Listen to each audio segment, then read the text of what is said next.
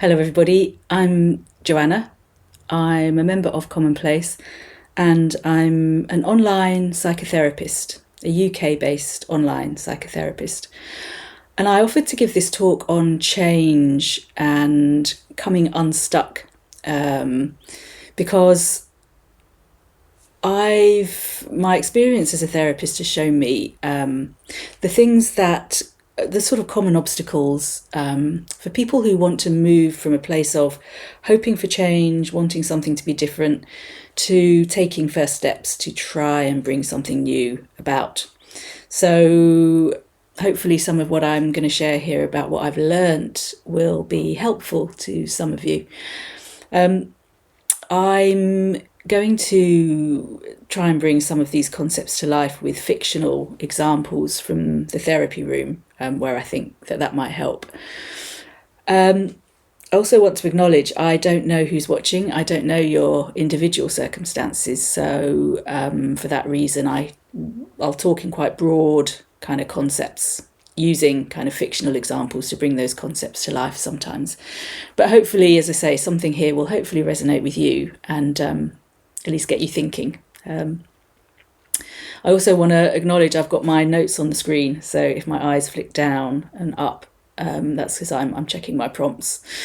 So to start with, I'll touch on there are three, what I would call I'll use the word attitudes, three core attitudes that if we can embody those, we're more likely to see meaningful change, meaningful and lasting change.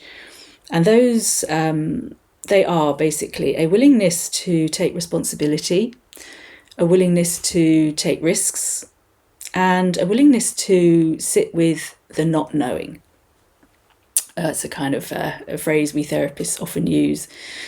So, and what I mean by that is when a client comes into therapy, we don't know each other. I don't know them. They don't know me. I don't know what they're going to bring. They don't know how I'm going to respond. And so if they and I can sit together and acknowledge that we don't know what's going to happen, we don't know what kind of progress we'll make, we don't know how long that progress might take, we don't know if we'll make any progress, we may not, we don't know how we'll get on. And by acknowledging we don't know these things, we can start from a place of openness. It's different from sitting with somebody and saying, we're going to go from here to here and this is how we're going to do it. That's a much more kind of blinkered approach. This is how we're going to move forwards. But if we take these blinkers off and say, we're going to do our best to shift something here, to start the process for you, to be alongside each other as it happens, taking the blinkers off, we can see so much more. And that means there are more possibilities that can enter into the space. So that's what I mean by sitting with the not knowing. And I'll give an example here, that a fictional example that will hopefully help with understanding what I mean about taking responsibility and taking risks. So let's imagine I have a client who maybe they're describing a work situation to me where they're unhappy at work, they're feeling quite isolated, and they don't know how to change this. They might say to me something along the lines of, well, yeah, this is really tough, but there's no point telling my colleagues what's happening because they never listen. So right there, in that sentence, I'm noticing that for my client, this is a fact. They're presenting it to me as there's no point, they never listen. But I might say, well, I think I'm hearing there in what you said, it sounds as if you've already decided that your colleagues aren't going to listen, so therefore you're not going to say anything about what you feel is wrong. My client's likely to agree that is essentially what they've said there, and that is how they feel. But if we can notice that and just press pause and explore it, then we can notice that actually that isn't a fact. It's not a fact that there's no point and their colleagues won't listen. It's an opinion, it's an assumption. And so if we can agree, okay, that's not a fact, it's an assumption that my client's making, we might choose to reframe that sentence as, I'm choosing not to tell my colleagues how I feel. And then this opens up, well, what might it be like to choose to tell your colleagues how you're feeling? Because your colleagues can't respond to your distress if they don't know that that's happening. So we can see here now that the responsibility for bringing about a change in this situation actually lies with my client, not with the colleagues for doing something different. If my client sits back and hopes, then it's unlikely to change. But if my client chooses to take responsibility for what they want and chooses to take a risk in asking for something to be different, in sharing what's distressing them, then the colleagues have a chance to hear and to respond. And in that way, my client's far more likely to see the kind of change that they want. No guarantees, but it's more likely. So this is what I mean about taking responsibility and taking risks and accepting that we don't know. Let's give this a chance and see what happens.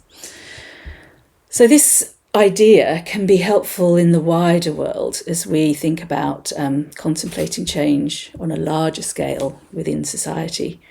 Can we start from a place of not knowing how things will go and how it will be? And in that way, can we remain open to all the possibilities that are out there? And can we catch ourselves when we start to make assumptions about what might happen? When we start to maybe operate from a base of assumption rather than fact. Because if we're operating from facts, we are in the real world. We're not assuming anything that might not actually be true. And actually that's a common obstacle, because many people who want to try something new make assumptions about how it will go, make assumptions about how other people will respond. And actually that can be, when we spot that that's happening, it can be the difference between taking action or staying stuck.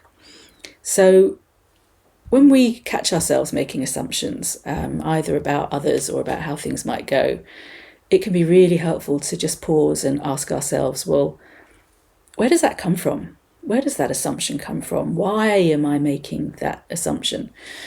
What's the evidence for it? Is there good evidence for it? And there might be, but it's always worth asking, because there might not. So we might discover, if we ask ourselves that question, well, actually, okay, I'm assuming this will go badly. There's no point, because I'm remembering a past experience where that was the case. And if we can catch ourselves doing that, we can just check in, well, okay, what are the similarities between these two events, what I'm hoping to do and what happened before? And crucially, what are the differences? Because if I'm assuming this won't work because of something that happened in the past and the circumstances are different, then this is a whole new endeavour. And actually drawing on that isn't going to be helpful. In exploring that, we may find learnings from the past that we do want to bring with us, but let's just take a moment to check that out. What are we assuming and what's different here? It's also the case that sometimes we might make an assumption and not have a clear link with something from the past that we're drawing on to make that assumption. And it may be a bit more of a kind of hazy kind of sense of a general feeling or belief about how something is likely to go. And when that happens, it's not unusual to discover that that's rooted in somebody else's ideas rather than our own. And they're often ideas from the past, from past relationships. This is a common phenomenon because all of us as humans, we all absorb ideas and attitudes and ways of being from those around us, and especially crucially in childhood. As children, we're like sponges. We absorb the energy, the attitudes, again, the ways of being of the adults around us. We don't choose to do this as children. We can't help it. It's the process, it's what happens. But as children, we don't have the tools or the insights to recognise that that's what's happening. We simply accept what is from what we're picking up.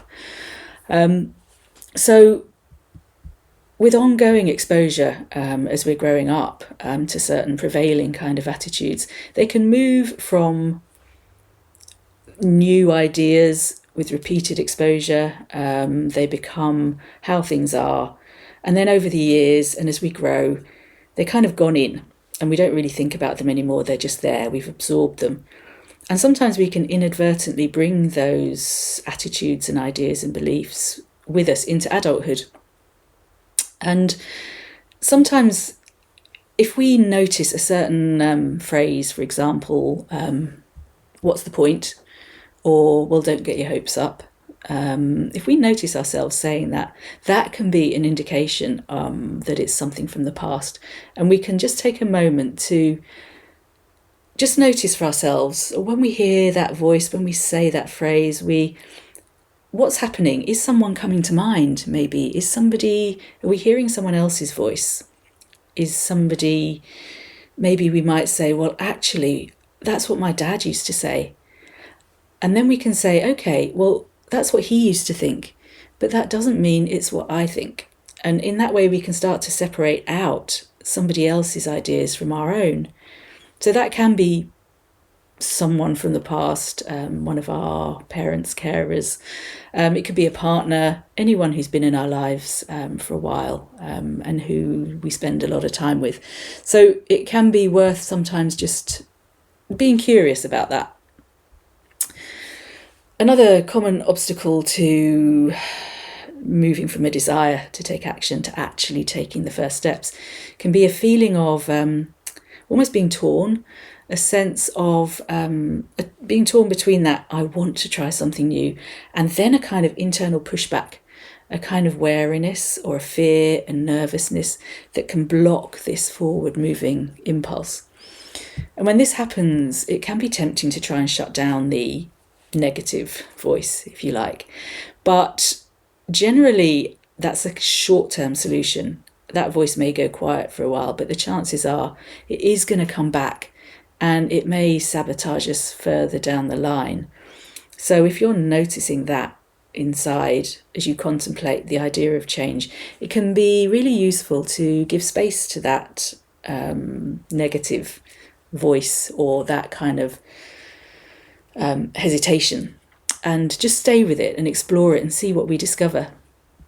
So if we listen to that part of ourselves, it's usually there to protect us from something, whether that's getting hurt, shame, whatever it might be. However it manifests, it's often when we sit with it and explore it, it's trying to keep us safe, it's trying to protect us from something. But to discover what it is, we can just say, okay, there is a part of me that's worried, that's fearful, that's anxious. What's the fear? What's the worry? What is the concern? And let's leave space for that answer to come. It may take a while, but sit with it if you can tolerate that. And sometimes there's some information there that can help us adjust our approach. We might decide, yeah, okay, that is worth listening to, and maybe I'll just change that aspect of what I was planning to do. Or we may discover it's one of those voices from the past. It's somebody else's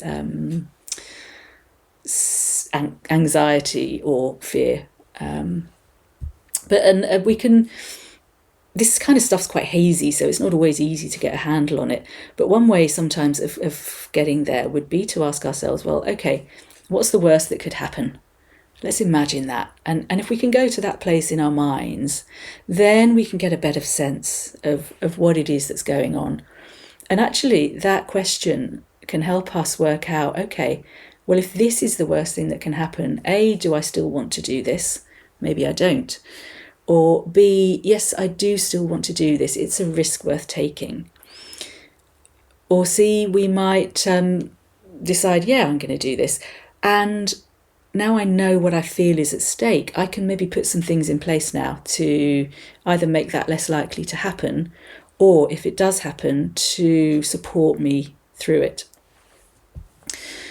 Which touches on something that's worth mentioning, which is that sometimes the process of change can involve a loss of some sort, as well as a gain. We may find ourselves facing difficult choices. Maybe there are loved ones who aren't supportive of what we're doing. And when we make a change in our lives, quite often there is a ripple effect to those around us. And so it can be uncomfortable for them. And that's a form of the loss of the good opinion of or support of a loved one can be a loss that's quite painful. There may be other less psychological losses, more concrete losses. We may have to choose one thing over another and give something up. So if that happens, it's worth acknowledging it's happening, and rather than just try and put it to one side, again, sit with it and allow the feelings that are coming. If we need to grieve for some of those losses, allow the feelings and allow them to be expressed if that feels okay. And in that way, they'll pass through and we will tolerate them much better than if we try and squash them down. Because again, that's when things can come back and kind of bite us later. There are likely to be periods where maybe we just don't want to do this anymore. It's tough, we're tired, there could be any number of things going on. And to use another therapy example, this can happen. Sometimes a client will sit and say, I don't know why I'm here. I'm done. I'm fed up with this. And if I can ask, well, you are here, and I wonder, can you tell me, what is it you drew on? What is it you're drawing on to come here today, even though you don't feel like it? And let's see again what answer emerges. So this is the not knowing. We don't assume anything. What do they say? What do they get in touch with that reminds them why they're doing this work? Quite often it would be the hope for something new and the understanding, again, to touch on responsibility, that if I don't come, it won't change. So sometimes that can be enough to get us through that tricky period. But sometimes also maybe what we get in touch with when we engage with that is, actually, I need a break. I need to stop for a while. I need to regroup. And that's fine too, because it's really important that we look after ourselves as we do this work, because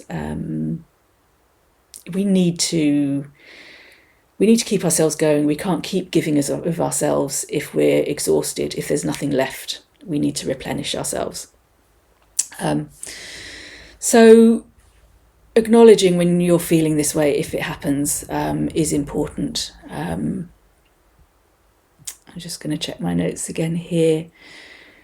So yeah, I touched on there replenishing ourselves or keeping ourselves going, keeping the tank full, if you like, rather than trying to run on empty. So that's an important part of contemplating change as well, is thinking about, well, what are the things in my life that nourish me, that sustain me, that can help me to embark on this process and stay with it as it unfolds. So we can first of all ask us, well, who's in my corner? What is my support network? Who are the people in my life who are going to be there for me? And we can, as we identify those people, we can almost co-opt them if we want. We can share with them, I'm thinking about doing this thing. I don't know how it's going to go, but can you be there for me? Can I call you if I'm struggling? Is that okay? And what we're asking them to do is just listen, really. We're not necessarily asking for opinions, although you may find that helpful, but we just want to identify the people in our lives who are going to listen and go, yeah, that sounds tough, or well done you when something goes well, whatever it might be. And sometimes some clients find they want somebody to actively check in on them. So they might ask somebody to once a week make a phone call and check in with them. How's it going? How are you managing? So whatever feels right for you, something to think about. And also not just who might I involve in this, but who are the people I enjoy spending time with? What are the things in life that bring me joy, that lift me? Are there places that I enjoy going that replenish me? What activities bring me joy? And if we can touch base with those, if we can identify them early on in the process of trying to do something different, then they're usually much easier to find at the times when we need them, because we've taken the time to notice what they are. And some clients even write down a list of the things that they may need to touch base with as they go.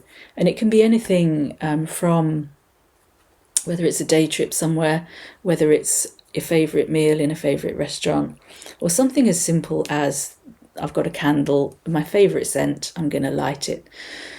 Just having that list of things that nourish you and sustain you can something you can reach for. It can be something you reach for when you're struggling, and maybe something on there will be easy to do in the moment and will help you to just regroup a little.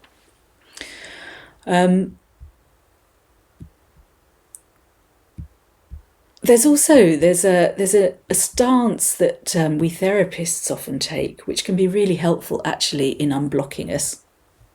And it's where we say that something is both and, as opposed to either or. So you may have come across this before, but I'll go into a little more detail. Both and, as a kind of framework, allows us to say that there are two things happening at the same time, which maybe appear on the surface to contradict each other, yet they are happening, and we don't feel the need to choose one over the other or to prioritize one over the other. We're saying they both coexist. So I'll give an example here. So let's go back to the idea there may be a loss of some sort involved in the change that we're trying to make. And if there is a loss as we do this work, if we frame that through a both and lens, we might say something like, I'm hurting right now, this is painful, and I'm going to keep going.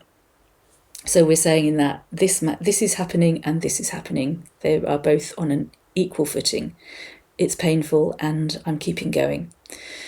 If we swapped the word and for but, which is the either or stance, then what we're doing subtly is we're sort of setting these two things in opposition. We're saying I'm hurting, but I'm going to keep going. So, and in doing that, the hurt is kind of somehow diminished, and that's not always helpful because this is real. So we don't want to set these two facts in opposition to each other, because that can end up in a kind of internal dissonance, a kind of push-pull, this but that. But if we can say this and this, we're on a more even keel. There's more equilibrium here. We're not trying to sideline anything. We're saying, yeah, both are true. And in that way, we can sometimes help ourselves move from what feels like a kind of more fragmented state internally to a sense of wholeness. Yeah, I am this and I'm that. I don't have to choose. There's no battle going on here. Something else that can help clients get through tough periods is a reframing of the idea of, and I put this in heavy quotation marks, failure. Because we might find that something didn't pan out the way we'd hoped, or we didn't take an opportunity that with hindsight we wish we'd taken.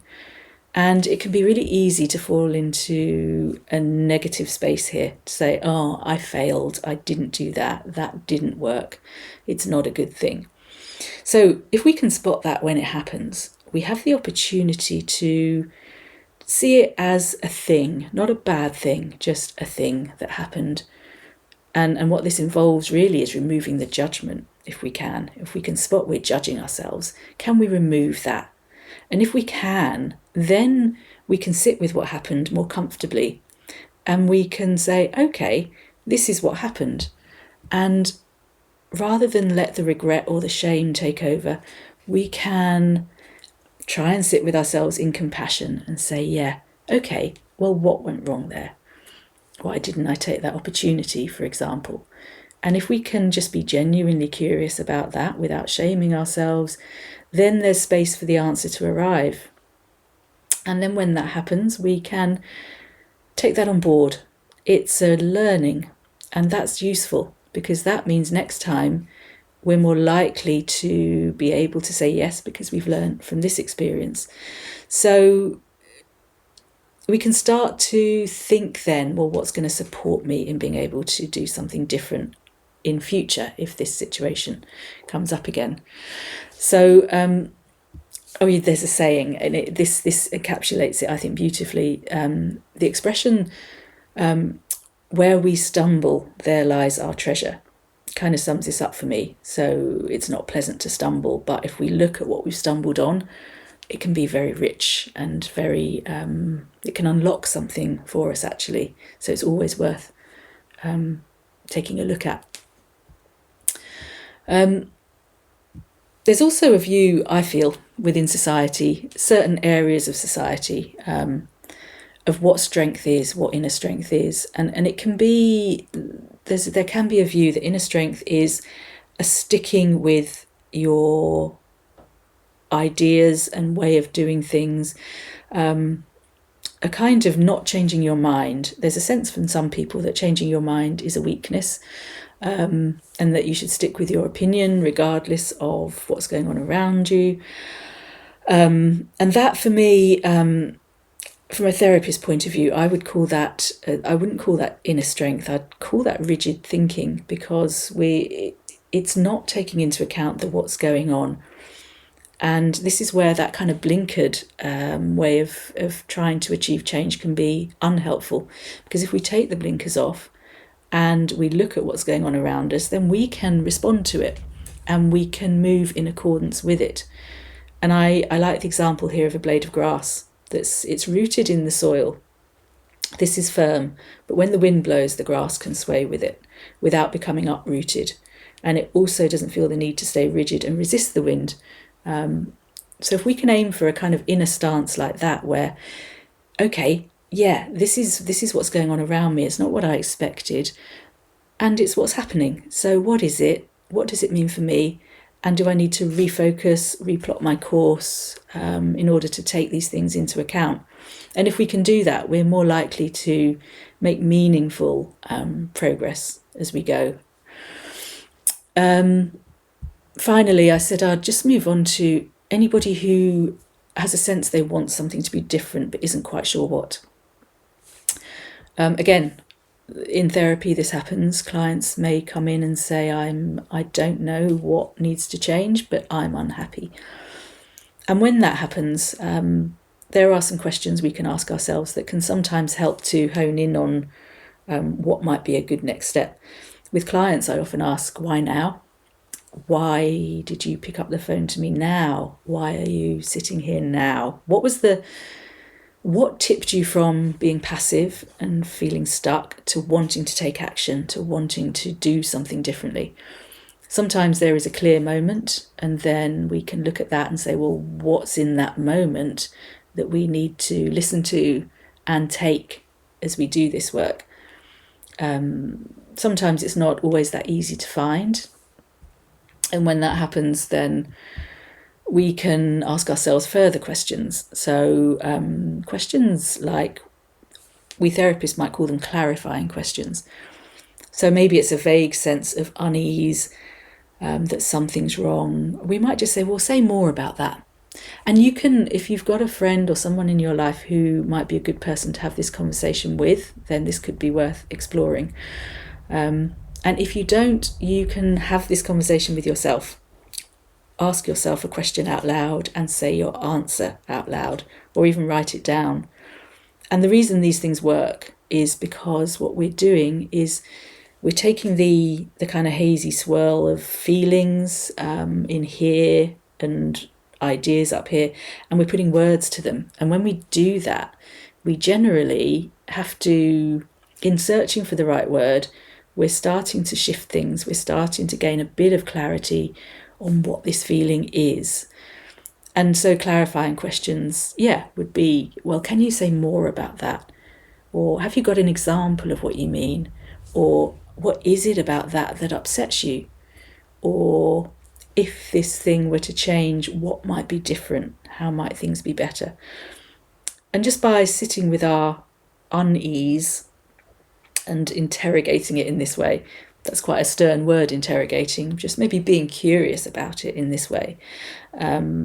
Sometimes we can hone in on kind of the nub of it, or at least find something there that helps us say, okay, well, this is the next step I'm going to take. This is the thing that's emerging as what matters most to me in all of this. Just a final point on this, on the practical aspect of starting the process of change. There can be just things like, what are our inner resources right now? It's always worth checking in about. So how much time and energy, maybe money, have I got to give to this endeavour? And it's always good to think about that up front, because, to use another client example, I've in the past had clients where the work is going well. We're getting on well, we're sensing we're getting progress, things are moving, but then maybe my client will share that actually they're only just getting to me on time, because the journey that they thought would be easy is not so easy, and it's actually really stressful for them, and they might have to pull back. And so if we'd touched on that in the very early days, it might have become apparent that it's too much of a stretch to keep coming to this place from that place, and therefore we might say, okay, how can we do this differently? Maybe, and this was when I was working in person, this example, but maybe we'd say, let's work online, then there's less stress for you as we meet. Or maybe you need to see another therapist, someone who's closer to you, if you want to work in person. So that therapy example hopefully is helpful we can apply it to trying to bring about change in the wider world by saying, okay, how much time can I give? What's realistic? Because if we commit to something that may interfere with things in our lives that really matter to us and that we don't want to compromise, then we're going to be in a tough position. So sometimes even just writing down, okay, how many hours do I want to spend with people, for me, for fun? How much time do I have to give to work, to eat, to sleep? And then what's left? That's how much I can give. And then that way we can hopefully avoid sort of making progress and then having to pull back or stop. So that's it. Those are my thoughts. I hope there's something there that resonates and that can help you just move from wherever you are right now to something, just taking the next step, I guess, along the road to something new. Thanks for taking the time to watch. Okay, bye-bye.